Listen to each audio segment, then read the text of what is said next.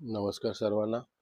आज सकाळ सकाळ टी व्ही चालू केला आणि एक दुर्दैवी घटना आपल्या सर्वांना समोर आली असेल, तशीच मलाही दिसली.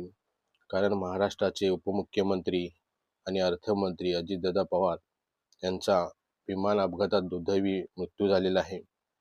नक्कीच या भारतातल्या किंवा महाराष्ट्रातल्या जसंच भारतातल्या प्रत्येकाला याचे हे दुःख आहेच.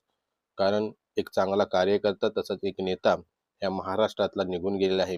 तळागाळातल्या प्रत्येकाला त्यानं ग्रामपंचायतपासून तर केंद्रीय मंत्रीपदापर्यंत त्यांनी पोचवलेलं आहे आणि एक चांगला कार्यकर्ता घडवलेला आहे.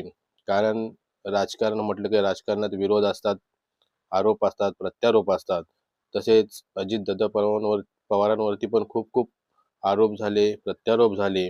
तरीही खंबीरपणं त्यांनी प्रत्येक गोष्टीला तितकंच प्रत्युत्तर देऊन सर्वांना आपल्याला आपलंसं करून घेतलेलं आहे. आणि आत्ताच त्यांनी खूप या ग्रामपंचायती नगर परिषदेतून आपलं वर्चस्व निर्माण केलेलं आहे. आणि असं असताना आज अचानक एखादी अशी दुर्दैवी घटना आपल्या सर्वांच्या समोर येते, नक्कीच मग हेलावून टाकणार आहे.